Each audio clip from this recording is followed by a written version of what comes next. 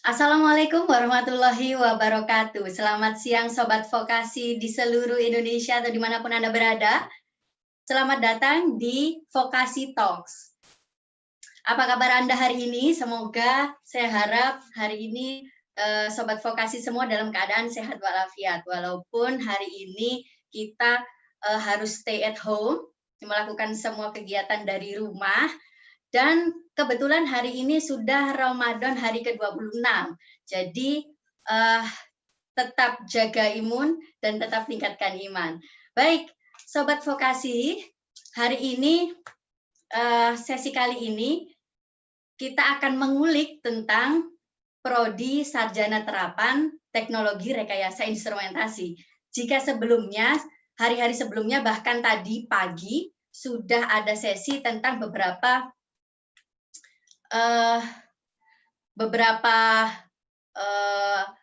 departemen, maka hari ini, sesi kali ini kita akan mengulik Departemen Teknik Instrumentasi.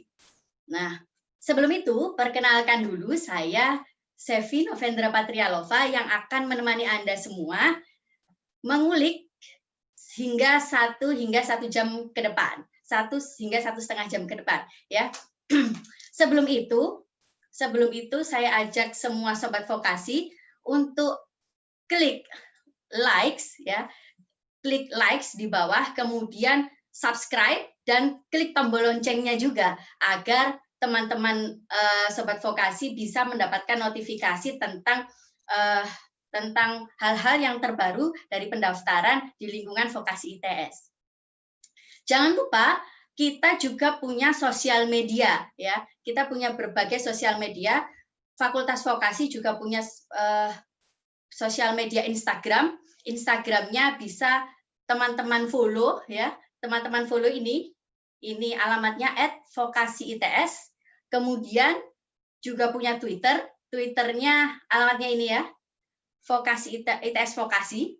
Kemudian juga ada website ya, websitenya www.its.ac.id/vocational. Nah, itu untuk yang vokasi. Untuk Departemen Teknik Instrumentasi kita juga ada di sosial media. Jadi buat teman-teman yang nanti ketinggalan informasi di YouTube ini, teman-teman bisa langsung menuju ke sosial media kita. Untuk sosial media instrumentasi ada Instagram @instrumentasiits, Twitter juga ada @instrumentasiTS, I-nya satu saja. Kemudian kita juga ada YouTube channel bagi teman-teman yang nanti ingin lihat bagaimana profil video dari Departemen Teknik Instrumentasi, juga video-video kegiatan mahasiswa kita, bisa subscribe di channel YouTube Departemen Teknik Instrumentasi. Departemen Teknik Instrumentasi ITS, ya. Kita tunggu. Nah, kemudian hari ini saya tidak sendiri. Saya akan mengajak bergabung seseorang yang akan menjelaskan kepada Sobat Vokasi semua, ya. Sobat Vokasi semua tentang apa itu Departemen Teknik Instrumentasi.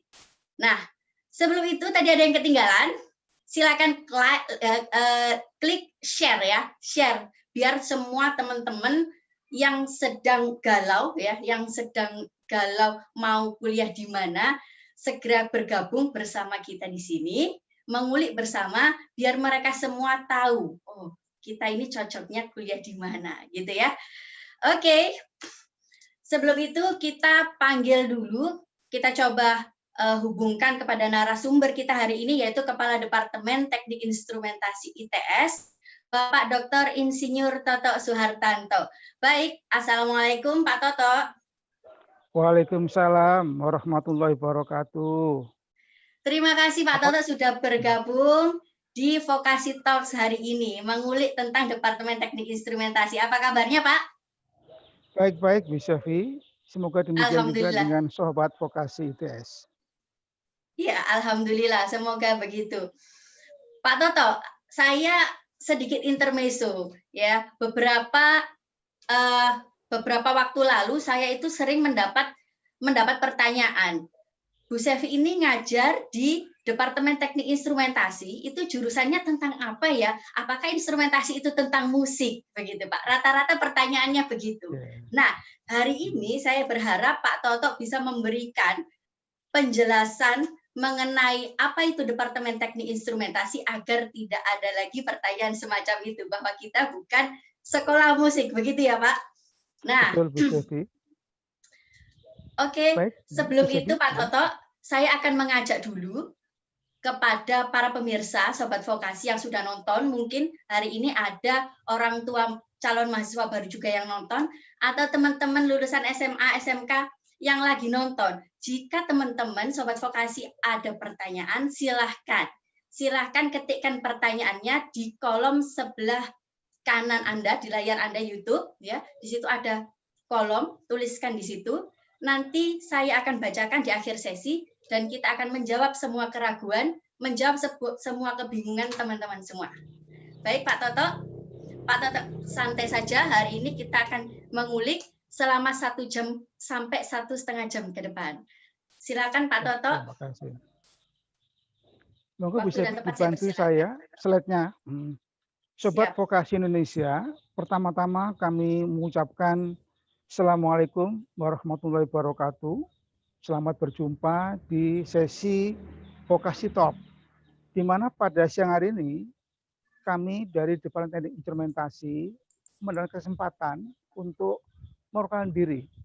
Apa itu yang namanya Departemen Teknik Instrumentasi? Baik, Sobat Vokasi, mari kita mulai. Silakan Bu Sevi untuk lanjut dengan slide pertama. Perlu Sobat Vokasi ketahui bahwa Departemen Teknik Instrumentasi itu bukanlah departemen yang baru. Ya, ayo slide. Akan tetapi kami ini metamorfosis begitu ya, dari prodi D3 yang berdiri tahun 95 di bawah Departemen Teknik Fisika Fakultas Teknik Industri ITS, di mana pada saat itu kita membuka prodi D3 teknik instrumentasi dalam rangka untuk memenuhi kebutuhan tenaga teknisi. Karena teknik fisika alumninya di dunia kerja dikenal sebagai instrument engineer. Nah, untuk memenuhi kebutuhan teknisi dan operator di bidang instrumentasi ini, maka teknik fisika membukalah prodi D3.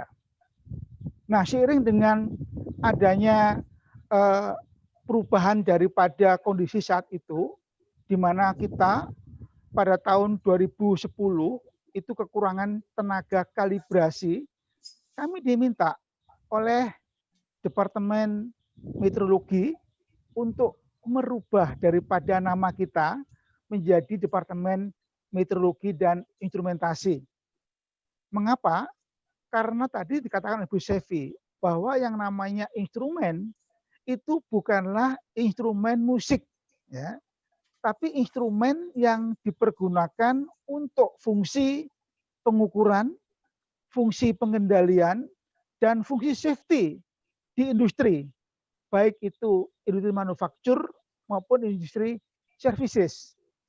Nah, sehingga kalau kita berhadapan dengan masalah alat ukur, insya Allah nggak ada masalah, tinggal ditambah saja ilmu tera atau ilmu kalibrasinya. Nah, maka berubahlah nama kita. Namun kita di tahun 2017 ya, ini harus merubah daripada prodi kita ini yang semula berada di bawah Fakultas Teknologi Industri begitu ya, harus berubah posisinya berada di bawah sebuah fakultas baru.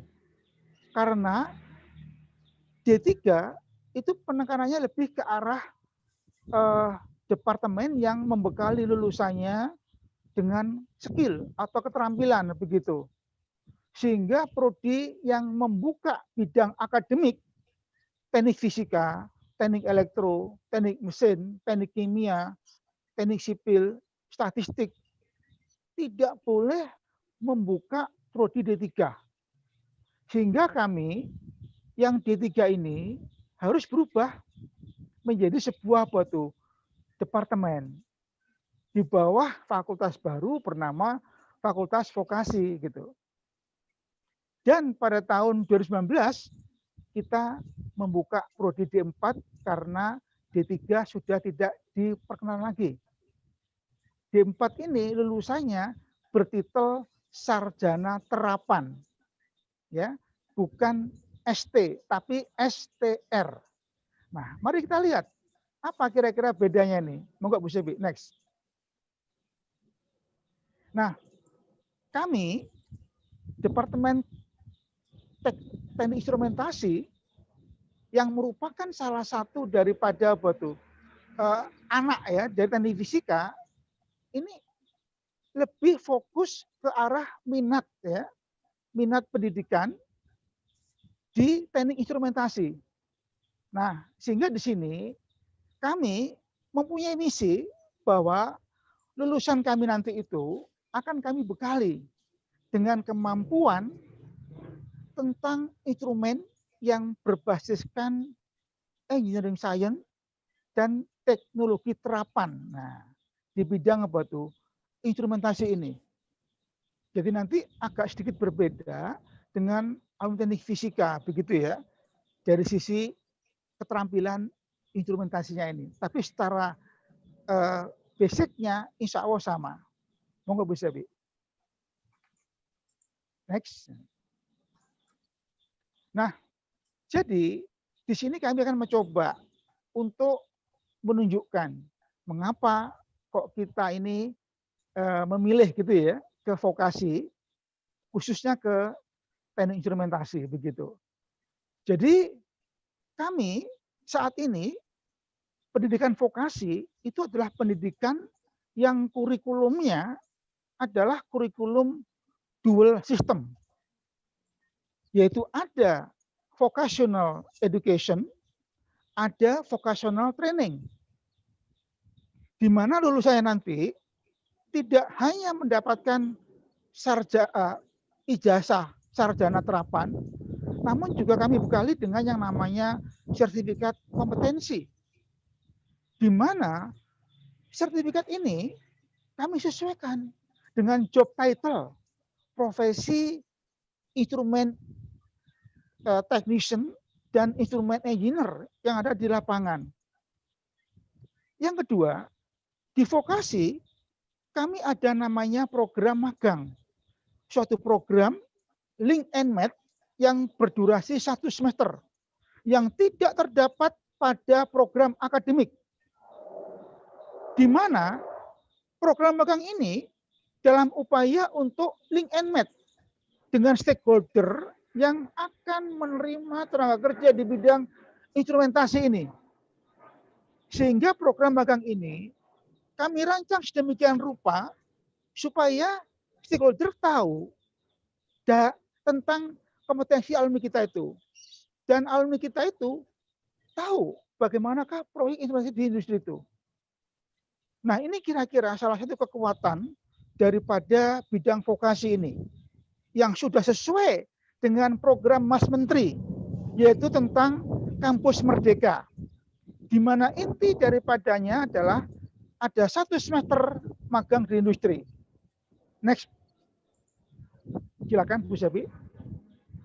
Nah, yang kedua, khusus untuk Departemen Teknik Instrumentasi merupakan salah satu departemen yang paling cocok dengan isu saat ini, yaitu isu strategis tentang revolusi industri 4.0.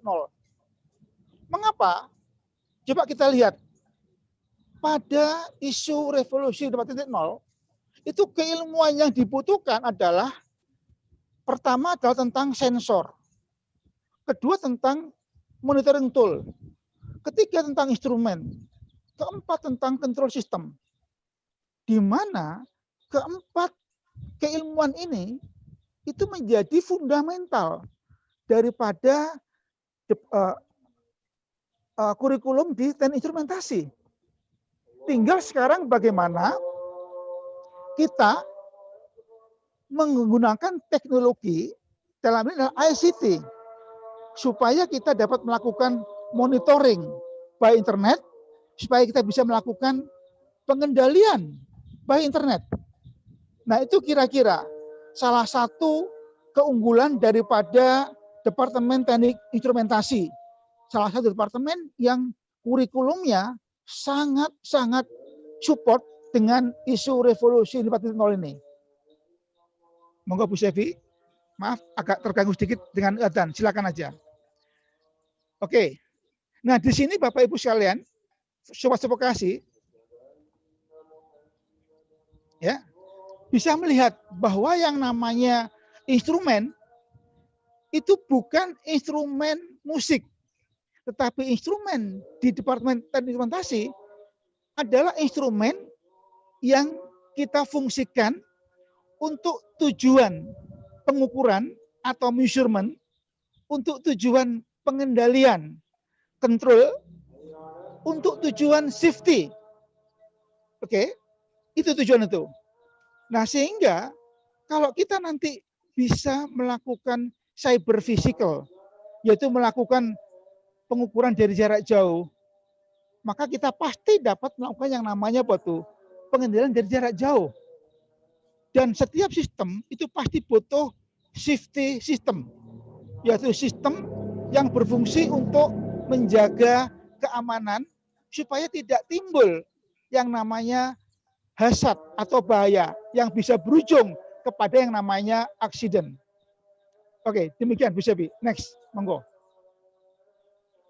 Nah, di sini Sobat Vokasi bisa lihat bahwa yang namanya otomasi di industri tidak cukup hanya dengan berbekalkan ilmu kontrol sistem. Harus tahu yang namanya variabel fisis atau fisika. Harus tahu itu.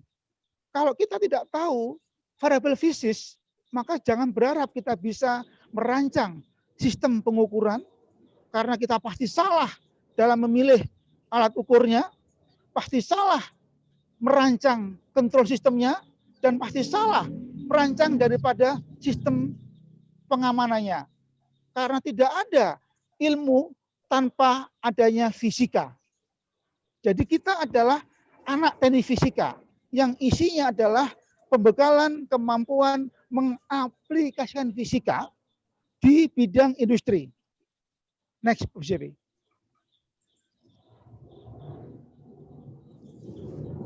Nah, perbedaan antara sarjana terapan dan sarjana teknik, ya, lulusan daripada prodi akademik, itu hanya terletak kepada yang namanya bobot SKS untuk pembelajarannya.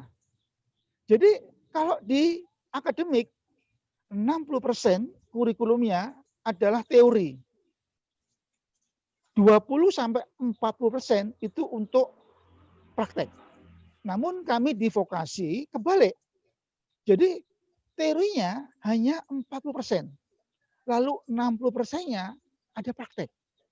Ditambah 1 semester magang yang udah sesuai dengan program Kampus Merdeka.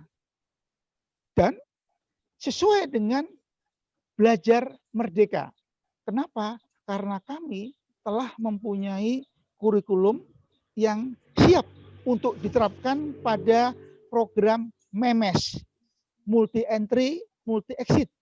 Artinya lulusan kita itu di tahun kedua udah kita bekali dengan 2 sertifikat kompetensi yang kalau nanti dia tidak dapat melanjutkan, insya Allah dia tidak nganggur, tapi dia bisa kerja dengan berbekal 2 kompetensi itu, yaitu kompetensi untuk teknisi instrumen dan operator instrumen. Lalu kalau mereka akan kembali ke kampus, mereka bisa menghubungi kampus yang telah menerapkan program MEMES untuk lanjut ke tahun berikutnya melalui program yang namanya RPL, rekognisi pembelajaran lampau. Jadi inilah yang dimaksud oleh Mas Menteri itu, belajar merdeka itu. Jadi insya Allah vokasi adalah sebuah fakultas yang menyiapkan kurikulumnya itu untuk siap menyupport Belajar Merdeka di kampus Merdeka itu. Monggo Bu Sevi. Ayo, sebelumnya. Nah, ini Ibu sekalian ya, sobat vokasi.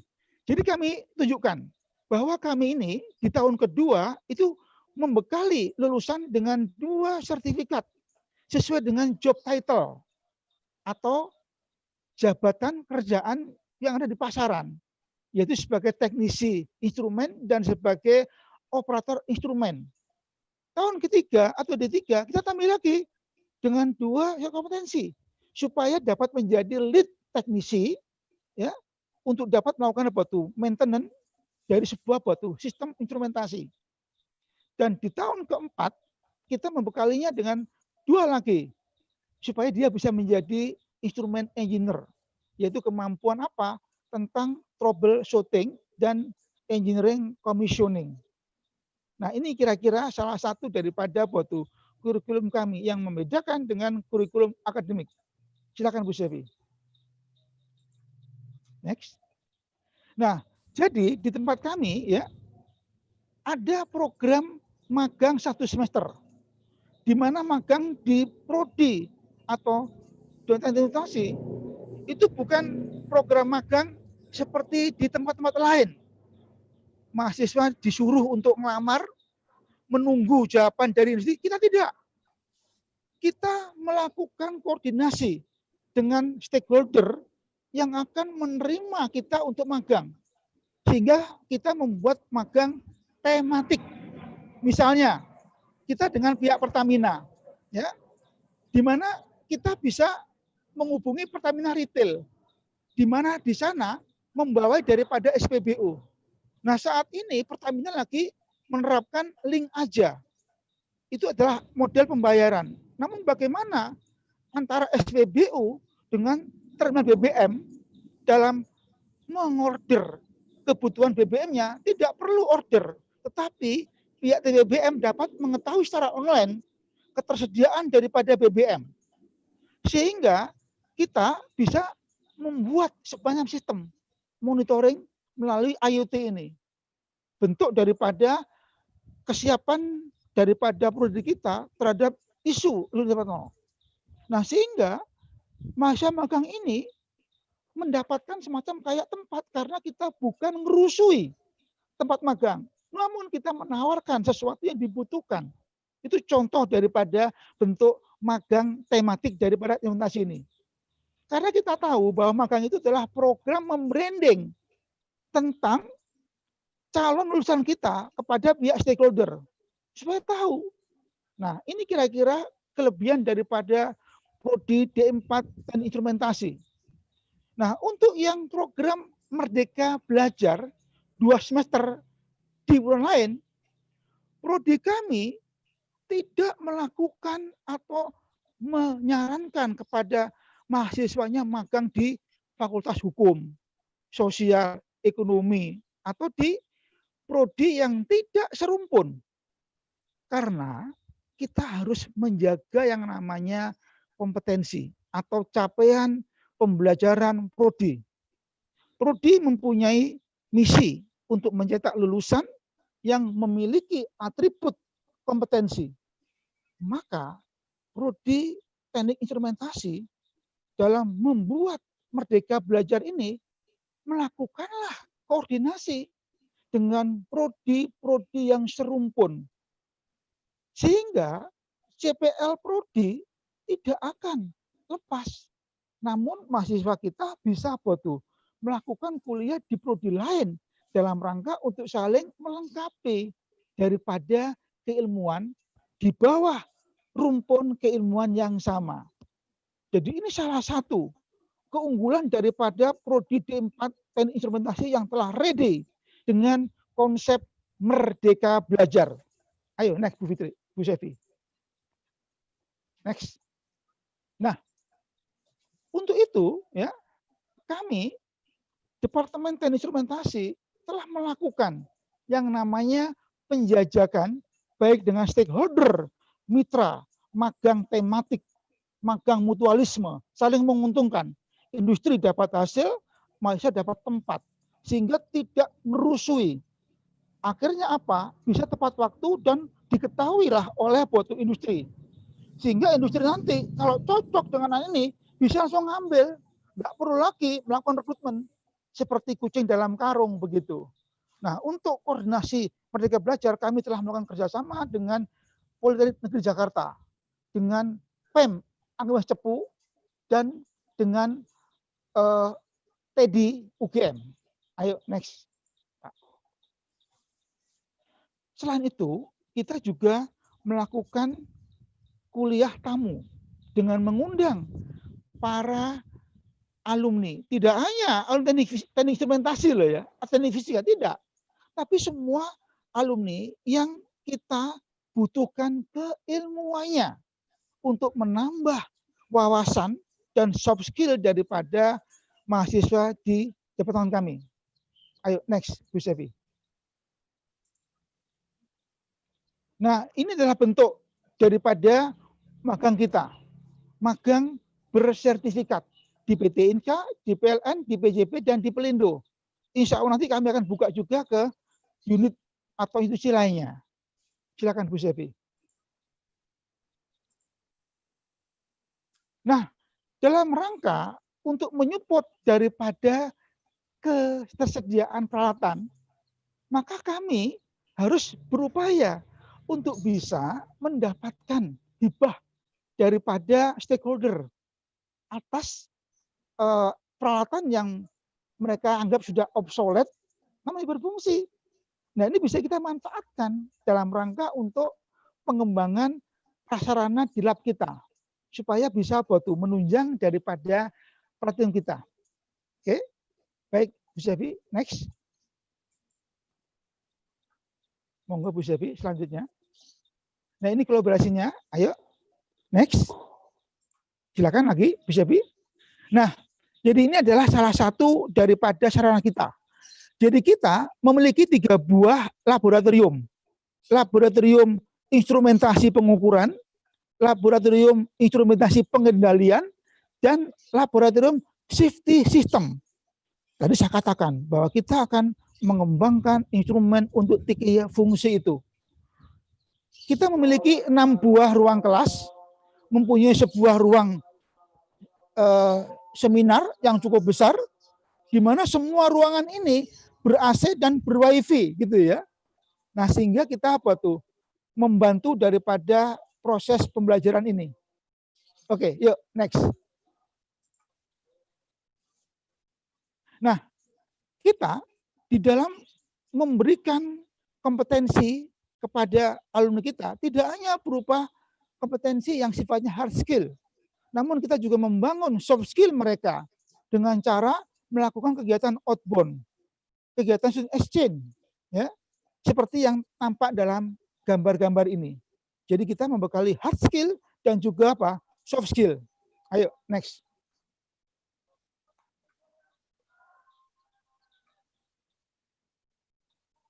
Nah, dari kegiatan kemahasiswaan ini, alhamdulillah prodi kami telah banyak melakukan prestasi begitu.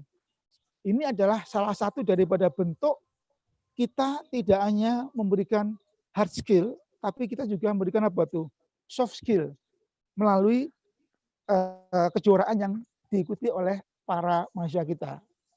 Silakan, Bu Sevi.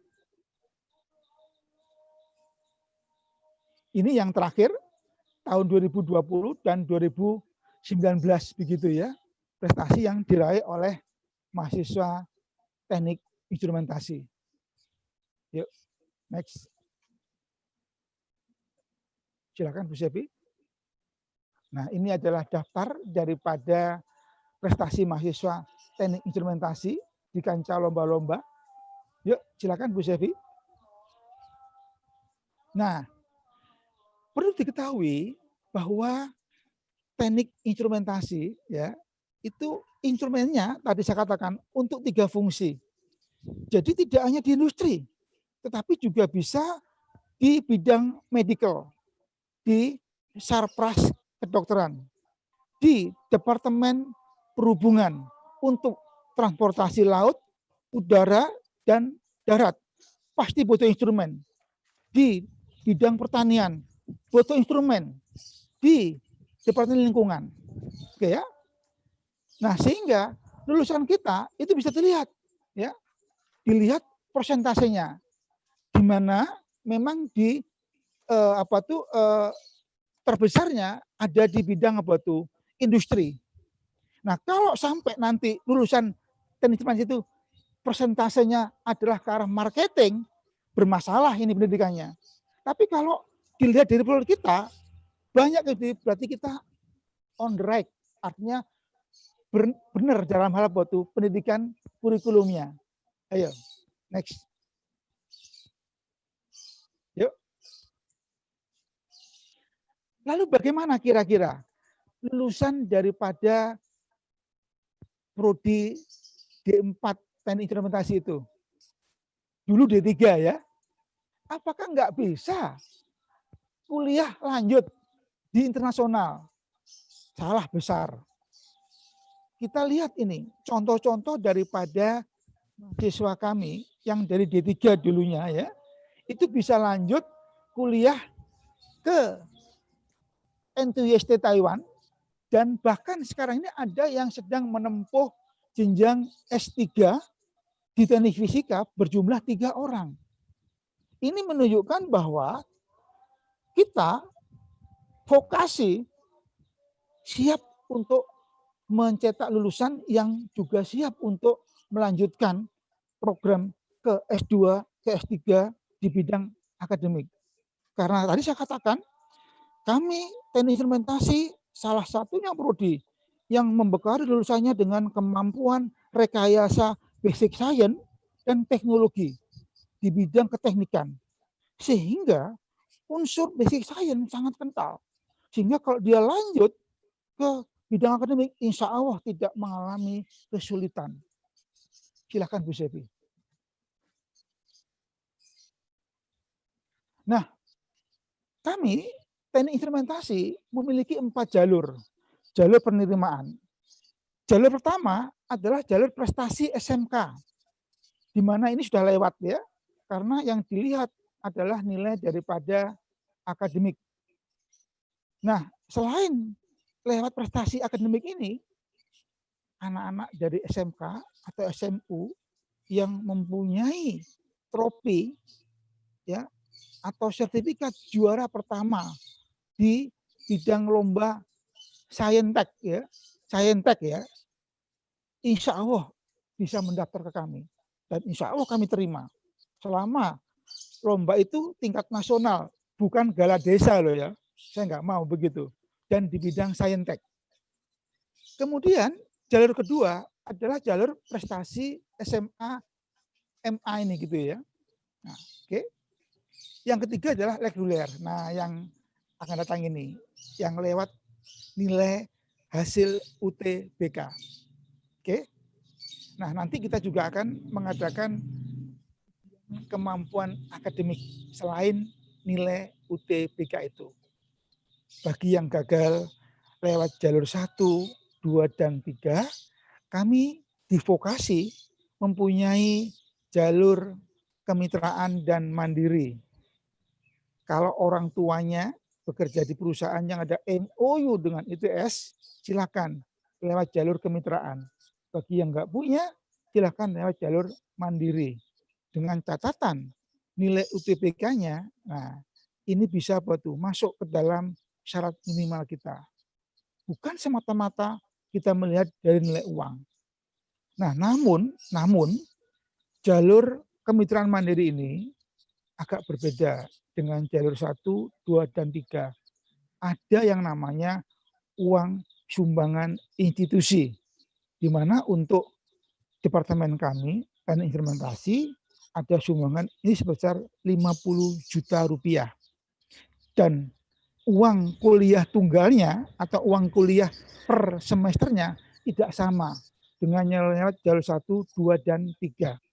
Karena program ini adalah program subsidi silang untuk jalur kelompok 1, di mana kita juga memberikan subsidi kepada mereka yang masuk karena faktor ketidakmampuan orang tua, namun kecemerangan daripada otak siswanya.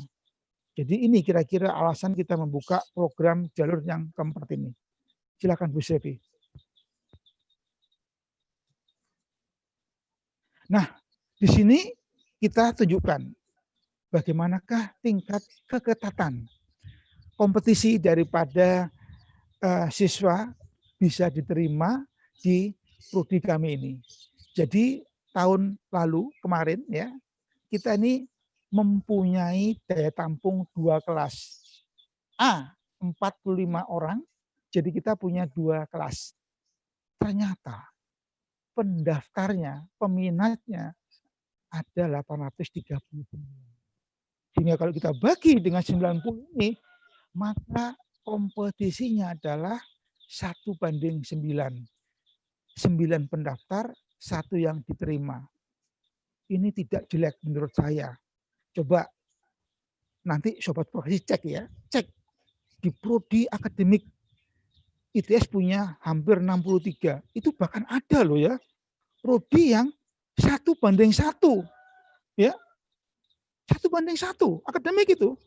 Dengan banyak profesor loh ya, dengan banyak laboratorium loh.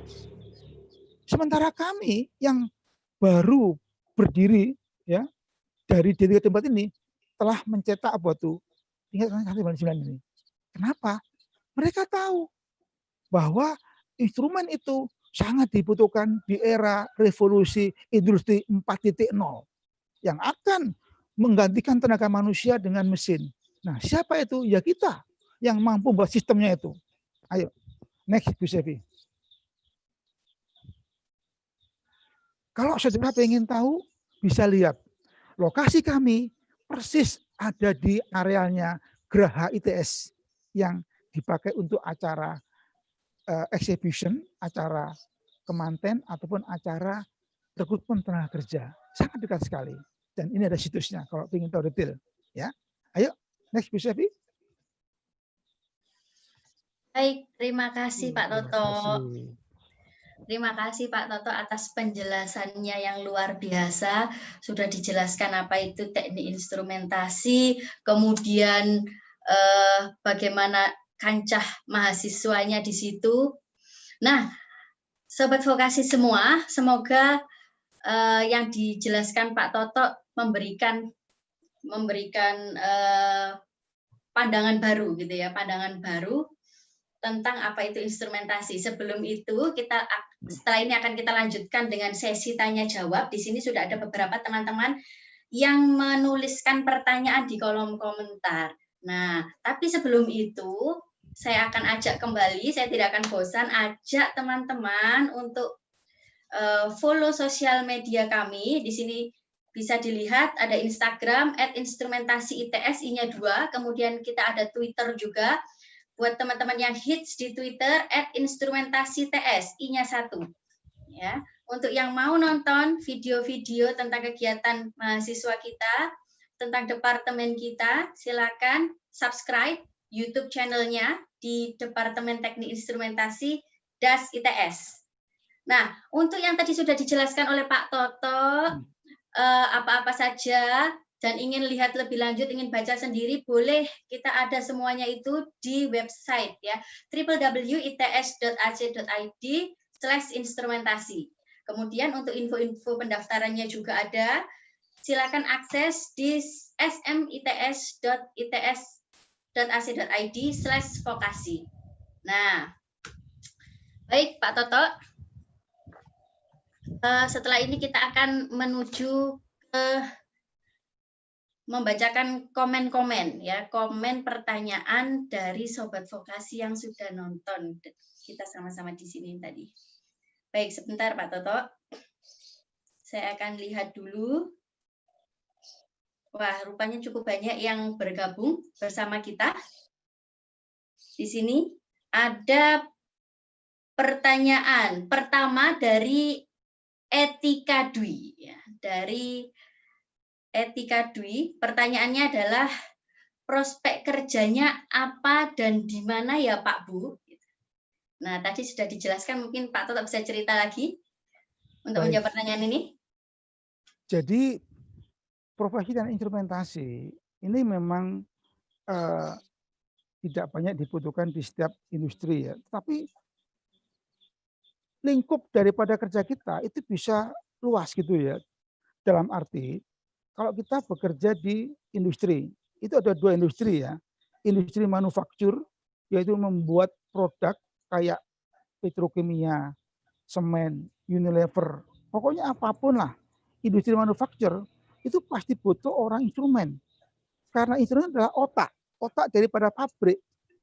Kalau ada pabrik itu bermasalah, maka yang dipegang pertama kali adalah orang instrumen untuk mencari apa penyebabnya. Ya, industri servicing, misalnya PT KHI. Jadi untuk bisa membuat otomatisasi daripada jalannya kereta, itu butuh butuh instrumen.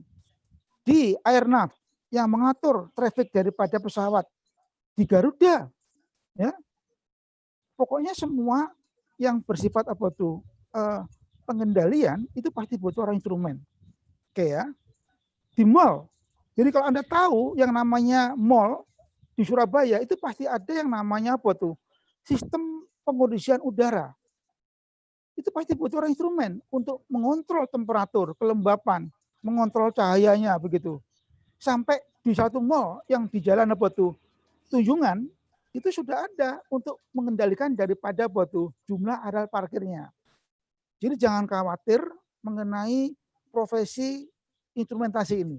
Insya Allah untuk ke depan ya akan ada banyak pembiakan karena tenaga-tenaga yang sifatnya bisa diganti oleh mesin akan oleh mesin.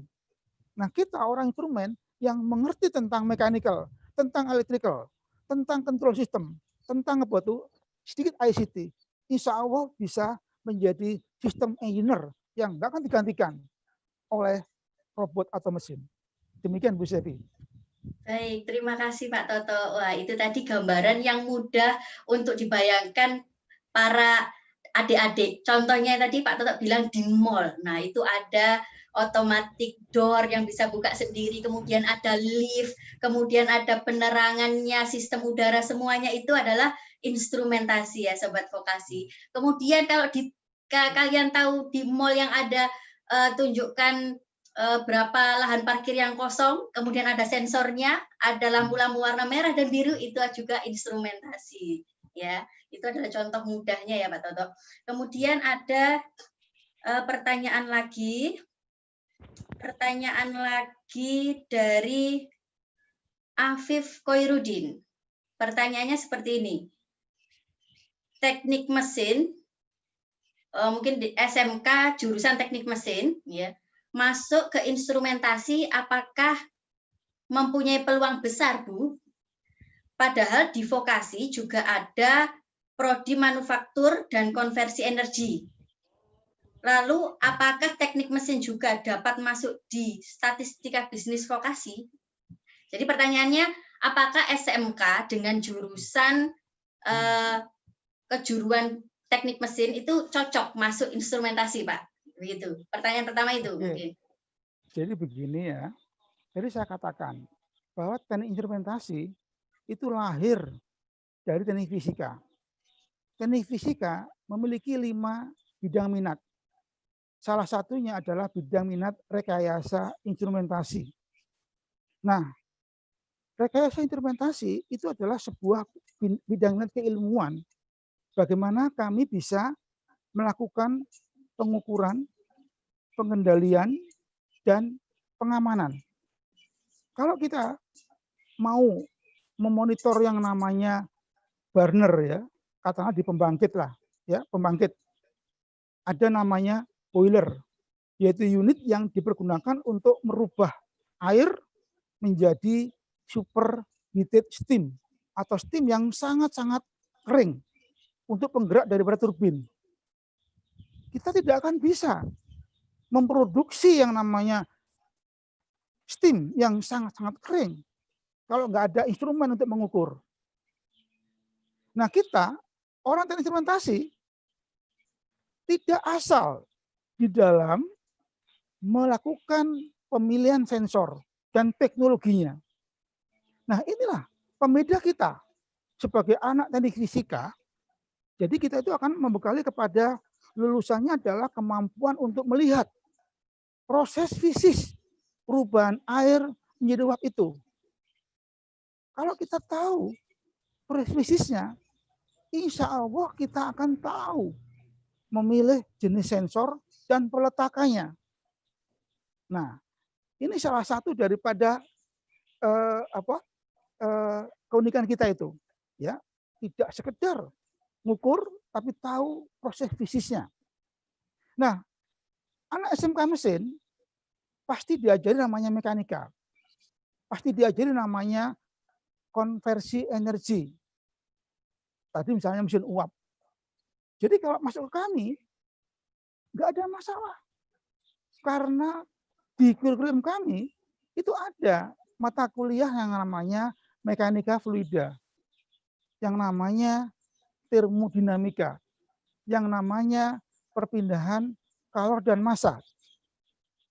Tinggal kami memoles daripada basic science ini, bagaimana kalau diaplikasikan di industri. Misalnya, mekanika fluida, kalian bekerja di PDAM. Bagaimana ya kita mengirim air dari PDAM menuju ke rumah tangga. Nah, ini harus tahu ilmu mekanika fluidanya. Dari situ kita akan mulai mengukur tekanan air, fluid air. Pakai instrumen apa? Dan di mana posisinya? Ini nggak diajarkan. Kecuali di teknik fisika dan di teknik instrumentasi. Oke. Yang kedua, Anda bekerja di industri batu bata atau di pabrik kayak di Maspion yang memproduksi daripada gelas. Ada tanur itu ya, yang temperaturnya sampai 1000 dan lebih. Bagaimana saya monitor temperatur di very high temperatur itu?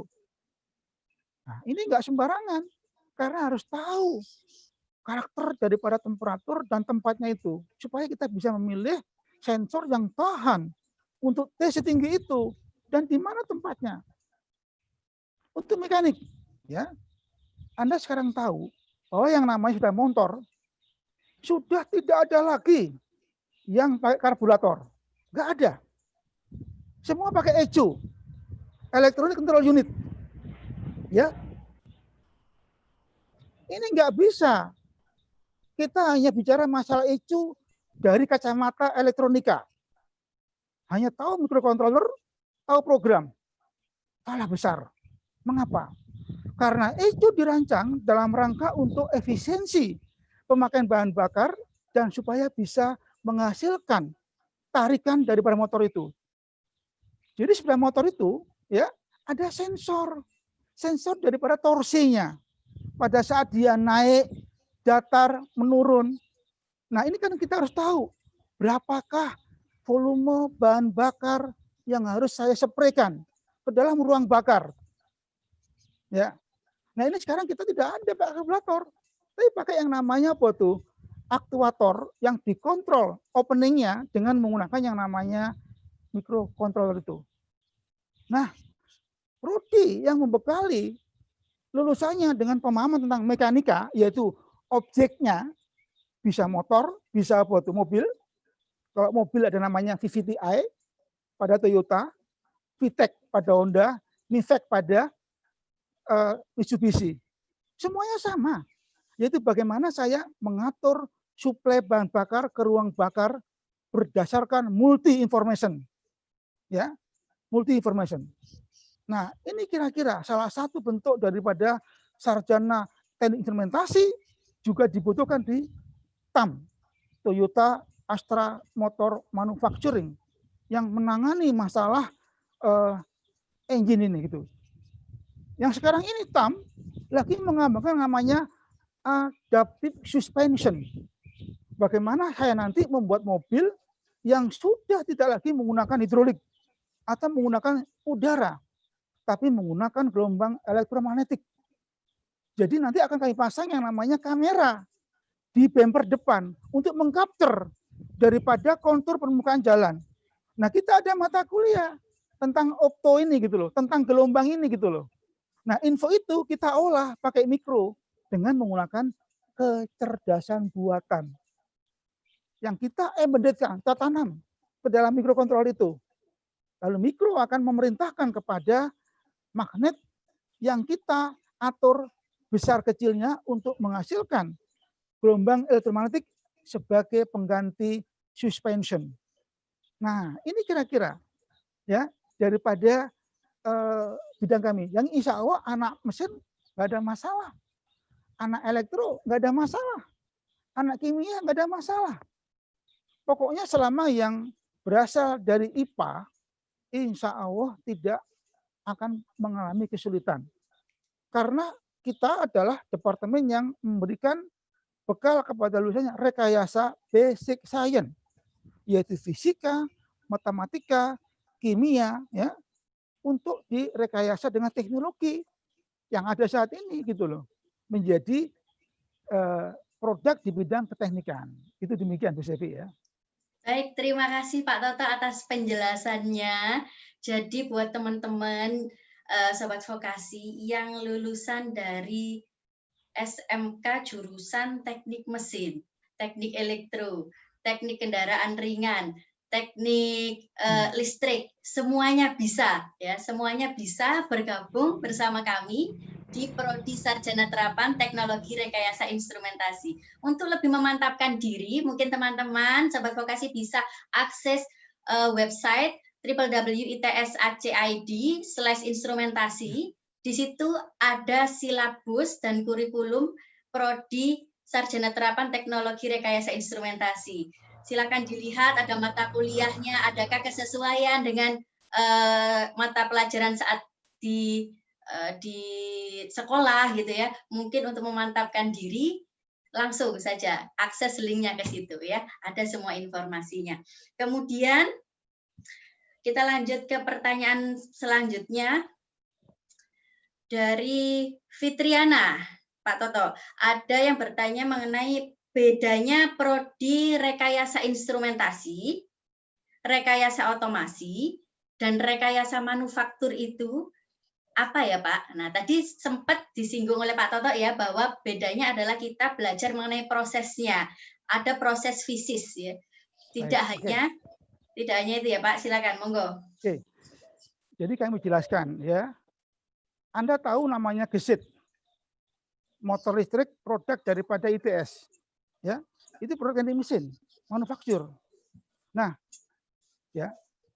Kami orang teknik instrumentasi ya, mungkin kita bisa berkiprah ya dari sisi ECU-nya. Saya katakan ECU-nya, yaitu sebuah sistem yang mengatur manajemen energi yang dihasilkan dari aki, ya aki saya katakan.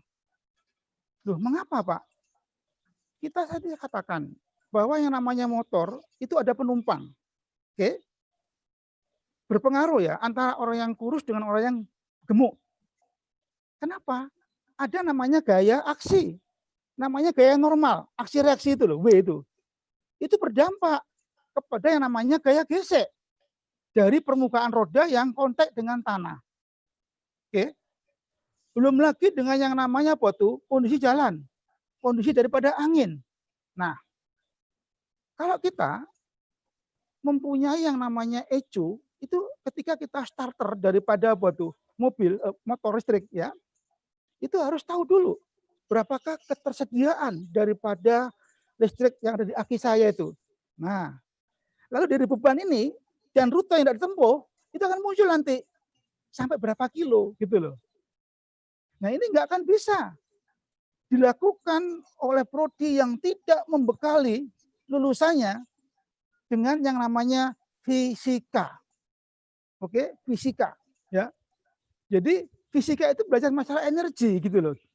Energi listrik dirubah jadi apa tuh? Mekanik pada motor listrik. Nah, kita belajar namanya kecerdasan buatan, AI itu. Nanti antara informasi mengenai beban dan tujuan yang dituju orang ini dengan informasi tentang energi listrik yang ada, itu akan dinalar gitu loh oleh yang namanya kecerdasan yang kita tanam ke dalam mikrokontrol itu. Sehingga kita bisa menampilkan yang namanya apa tuh? Informasi kepada pengemudi untuk mode eco supaya bisa mencapai itu. Nah, ini kira-kira apa tuh pembeda kita. Saya nggak ngomong deh ke yang lain tadi itu, nanti menyinggung gitu ya. Tapi Anda bisa mempunyai bayangan bahwa kami adalah salah satu prodi yang unik. Unik. Kenapa? Karena kami membekali Anda dengan kemampuan rekayasa basic science. Apapun di dunia ini pasti butuh namanya fisika, butuh namanya matematika, butuh namanya kimia, butuh namanya biologi. Nah, kami berikan itu semua kepada Anda. Teknologi selalu berkembang, berubah begitu. Nah, makanya kami ini insya Allah tidak akan pernah ketinggalan zaman, termasuk dengan di era revolusi 4.0 ini begitu. Kami akan selalu bisa mencetak Anda adaptable dengan perkembangan teknologi. Karena basic science insya Allah nggak berubah sampai kiamat begitu ya. Nah, itu kira-kira Bu Sepi. Ya, terima kasih Pak Toto. Jadi memang bukan hanya beberapa, tapi kebanyakan departemen di ITS itu keilmuannya beririsan karena memang dasarnya dari sains ya Pak, ada fisika, matematika, kimia, semuanya beririsan sehingga memang ada kemiripan. Nah, baik Pak, kemudian ada pertanyaan. Mohon maaf Bapak Ibu, izin bertanya, jika lulusan SMK ingin masuk jurusan teknik instrumentasi, jurusan SMK apa saja yang bisa masuk? Nah, tadi sudah sempat disinggung oleh Pak Toto bahwa semua jurusan yang IPA ya, jurusan IPA atau ya, basic IPA, science, bisa masuk ke kami ya. semua bisa masuk. Ya. Kemudian ada pertanyaan selanjutnya Pak.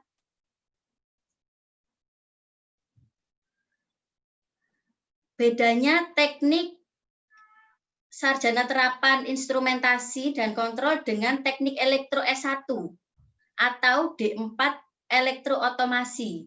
Itu apa ya, Pak? Silakan, Pak. Tadi saya katakan ya, bahwa kami dari teknik fisika, saya katakan teknik fisika. Nah, kalau nanti Anda berbicara masalah pengendalian daripada pencahayaan di dalam gedung, ya, apakah kita dalam mengontrol pencahayaan tidak mengetahui namanya fisika bangunan, warna dinding, warna lantai, itu adalah salah satu material yang akan memantulkan daripada cahaya. Kedua, pencahayaan dari luar. Apakah itu enggak mempengaruhi juga mengenai sumbangsih natural lighting? Oke. Jadi kita orang instrumen sebelum bicara masalah otomasi selalu berbicara tentang prosesnya dulu, objeknya dulu yang hendak diotomasi. Nah, ini butuh yang namanya ilmu basic science, ilmu fisika, ilmu matematika. Jadi kami akan hitung gitu mengenai sumber-sumber ini. Baru kami akan mendesain yang namanya instrumen untuk mengukur sensor cahaya apa yang cocok. Di mana saya meletakkannya. Oke. Info ini akan kami pakai untuk mendesain daripada letak cahaya, letak lampu dan jenis lampu. Supaya apa? Supaya bisa memberikan standar pencahayaan. Nah, ini sekarang standar. Jadi kami, teknik instrumentasi, itu di dalam mengontrol sesuatu, ada namanya standar. Seperti saat ini. Kita adalah salah satu prodi yang nanti akan andil di dalam menata era normal. Dalam hal apa? Pengkondisian udara. Karena saat ini banyak ruangan yang tertutup rapat. Ada AC. Tidak ada namanya fresh air yang masuk. Padahal yang namanya COVID, itu media penyebarannya adalah udara.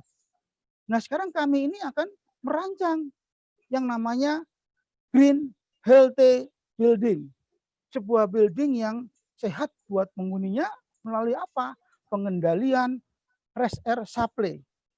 Di mana fresh air-nya tidak hanya fresh, tapi juga harus free daripada bakteri dan daripada virus itu. Nah, kalau kita nggak mengerti mengenai propertisnya bakteri, propertisnya virus, bagaimana saya bicara masalah otomasi? Maka carilah prodi yang tidak hanya bicara masalah permukaannya, tapi ke arah basicnya, supaya kita bisa merancang ilmu kontrol dengan tepat dan benar. Makanya mengapa profesi instrumen engineer di dunia kerja, nggak Indonesia loh, dunia loh ya, itu mayoritas ya dari teknik fisika. Nah, kita teknik fisika begitu. Jadi insya Allah kita tidak akan salah lah itu. Karena basic kita adalah fisik approach, gitu kira-kira. Ya, demikian Bu Sevi. Baik, terima kasih Pak Toto. Jadi kalau disimpulkan perbedaannya dengan elektro dan instrumentasi itu adalah bisa memanfaatkan dasar-dasar fisika ya Pak. Konsep-konsep fisikanya baru diterapkan ke dalam sistem otomasi dan lain sebagainya, sistem kontrol, sistem pengukuran dan lain sebagainya. Sehingga harus tahu betul bagaimana fenomena fisis yang terjadi sebelum kita mau merekayasa sebuah sistem kontrol. Ya, gitu saya tambah lagi ya, mohon maaf. Saya adalah salah satu prinsip profesional. Jadi kami kerjasama dengan orang teknik arsitektur. Jadi arsitektur hanya art seni saja. Dia nggak tahu bagaimana cara mengatur pencahayaan, mengatur udara, ya, termasuk dengan material yang dipakai untuk kaca itu nggak tahu dia. Dia nggak ngerti masalah warna itu bisa mantulkan, bisa menyerap, nggak tahu. Minta bantuan kita, orang teknik fisika. Nah, itu kira-kira daripada kita di bidang otomasi ini. Ayo, next. Bisa, Bi. Baik, terima kasih Pak Toto. Ada pertanyaan lagi selanjutnya. Mau tanya itu untuk tes TPKA, tes potensial akademik ya. Kira-kira kapan? Dijadwalkan Agustus, tapi kemarin kok tiba-tiba tes katanya. Gitu Pak. Ini tanya untuk jadwal tesnya. Mungkin kalau jadwal tesnya bisa teman-teman update, lihat di website smits.ac.id/vokasi. Ya, jadi teman-teman biar tidak ketinggalan informasi harus sering-sering update, sering-sering cek website, sering-sering juga cek sosial media departemen terkait. Maka dari itu saya juga kembali mengajak biar tidak ketinggalan kok tahu-tahu tiba-tiba tes gitu ya. Maka silakan follow sekarang sosial media Vokasi ITS ini ada alamatnya di atas ini. Ada Instagram, juga sosial media Departemen Teknik Instrumentasi. Ya, ada Instagram, Twitter dan lain-lain. Kemudian ini langsung ada pertanyaan. Mohon maaf Bapak Ibu, bertanya mengenai sertifikasi kompetensi. Apakah ada biaya tambahan untuk sertifikasi setiap tahunnya?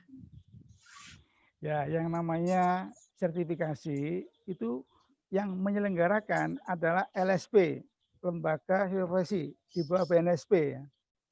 Jadi nggak boleh sebuah prodi atau dosen ya memberikan itu. Jadi harus pihak independen. Jadi nanti ada yang namanya biaya itu. Nah, kami lagi memikirkan bagaimana kalau nanti itu kita cicil gitu ya, supaya nanti saat masanya untuk sertifikasi sudah mempunyai dana atau dana itu. Jadi di luar daripada uang kuliah tunggal ya. Jadi itu salah satu program tinggi yang insya Allah tidak mahal lah dibanding tetangganya yang di Surabaya itu. Hanya UKT aja. Nggak ada macam-macam ya, kecuali untuk kegiatan ya kemahasiswaan atau praktikum. Itu kira-kira. Demikian Bu Sevi ya. Ya, terima kasih Pak Toto. Jadi untuk sertifikasi kompetensi itu yang menyelenggarakan adalah LSP, Lembaga Sertifikasi Profesi. Penilainya ada sendiri dari tim LSP, bukan dari dosen departemen yang bersangkutan, tapi ada asesor tersendiri, gitu ya Pak.